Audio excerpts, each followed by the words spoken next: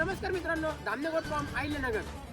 तर मित्रांनो, आपल्याकडे एकदम टॉप क्वालिटीचे बिटलचे मेल व फिमेलचा स्टॉक आलेला आहे. पूर्ण सेट झालेला माल आहे.